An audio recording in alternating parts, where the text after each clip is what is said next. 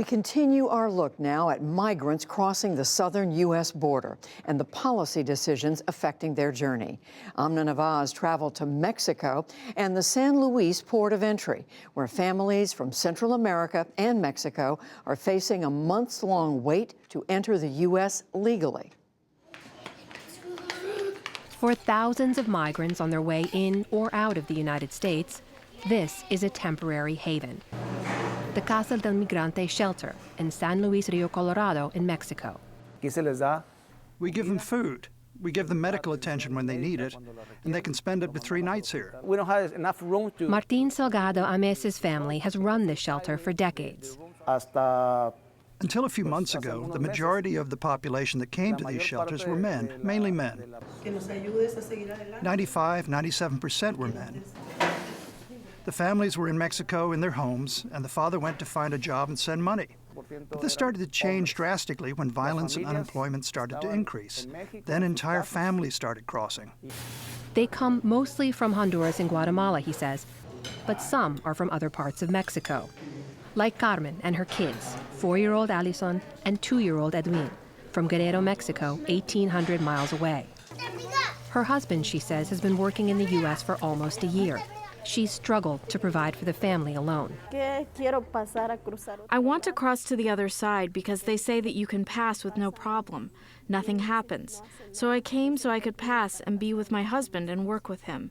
We want to have money and a house. That's what we want.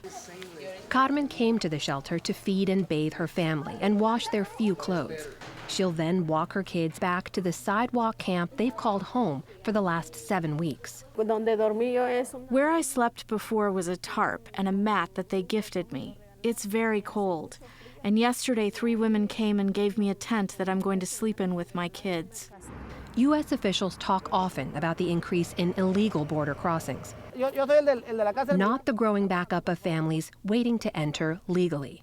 This is a line of more than 250 families, over 1,000 people long, sheltered under blue tarps during hot days and sleeping on a freezing sidewalk overnight. Many have been here for months, and most are from Mexico. The U.S. port of entry is just a few yards away, and more families join this line every day. Dato exacto, unos 3, 4 familias. 3 or 4 families llegan por día. Added every day? And how many families get to enter every day? Average 1. 1 family a day. Whoever is first maintains this list. We make our way down the line, talking to family after family. How many kids does he have? 3, and the other family another 3. Oh, there's 2 families living on it. Mario says he and his family fled violence in Guerrero. Rutilio. Rutilio? Rutilio, mucho gusto. Me llamo. Rutilio and Josefina are also from Guerrero. They want a better education for their 4 kids. ¿Cómo? Freddy. Freddy. Freddy. Okay. ¿Y tú, mija? Diana. Their 2 sons were actually born in the U.S. after the family entered illegally years ago. So wait a second, 2 of his kids are U.S. citizens, and they're still making them wait? Yes. Because the rest of the family are from Mexico. While we're there, family number 34 is allowed into the U.S. port of entry. So the guys you see in the orange back there are actually part of a Mexican federal agency that does humanitarian work. They go and they help those families who are waiting in line to get processed and escort them up when it's their turn. They're taking a family up right now that's been waiting for weeks, possibly months in that line. In response to our questions about the pace of processing families, a U.S. Customs and Border Protection spokesperson cited capacity issues, saying they process undocumented persons as expeditiously as possible without negating the agency's overall mission, which includes counter-narcotics, national security, and facilitation of lawful trade, all requiring a careful balance of their resources and space.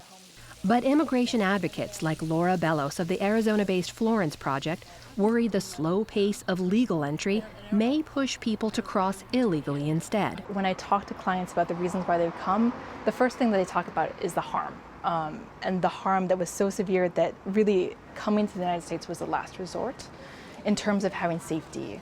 Our clients often report that they've suffered severe harm along the way in terms of assaults, in terms of robbery, but they make that trip because they're looking for safety. Carmen, meanwhile, is stuck. She can't go home, But she also can't afford to wait in the line much longer. I only have 200 pesos left, but I'm going to buy food soon. I don't have any left because food is expensive here, and I don't know if I'm going to have enough for tomorrow. Carmen, what will you do when you run out of money?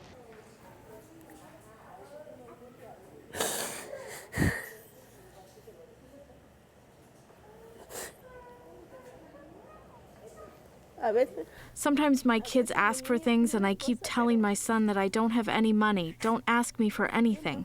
My daughter, she understands. But my son, he starts crying because all he wants is his cereal and milk. I am all by myself. Can you tell me about this? At the shelter, Martin says all he can do is try to ease their journey, wherever it may lead. They sit right here and they pray and they What did they pray for? to cross and for their life. Wow, such a powerful story, Amna. You were there at the border.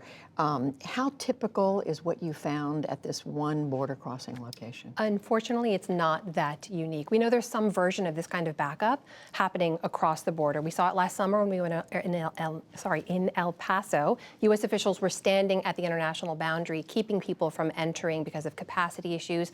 An Inspector General report later found they're doing what's called metering, that's limiting the amount of people who can enter the legal ports of entry. And we now know there's a Trump administration official policy that asks legal asylum seekers to stay in Mexico. They can't come into the U.S.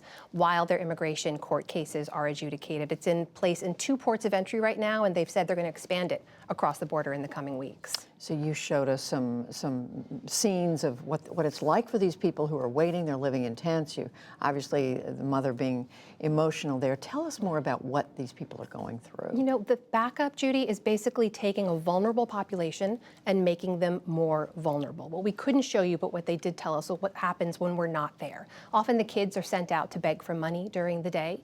At night, a lot of the women are forced to prostitute themselves just to get money to feed their kids and make ends meet. Most people can't afford to live in limbo like that for very, very long. But the big takeaway from all of this, Judy, is what we found over both sides of the border is that the system isn't working for anyone. Not the U.S. officials who are trying to secure the border without enough resources to do so, and not the people on the other side, the thousands and thousands of families, the vast majority of whom are fleeing instability and are not a criminal threat to the U.S., who want to cross the border. So the question right now that both of those groups are asking is, what can we do about it with what we have, and what are lawmakers going to do about it to try to change the system to work for everyone? Well, it is a side of the story we don't get to see often enough. It's so important to do this reporting. Amna, thank you very much. Thanks, Judy.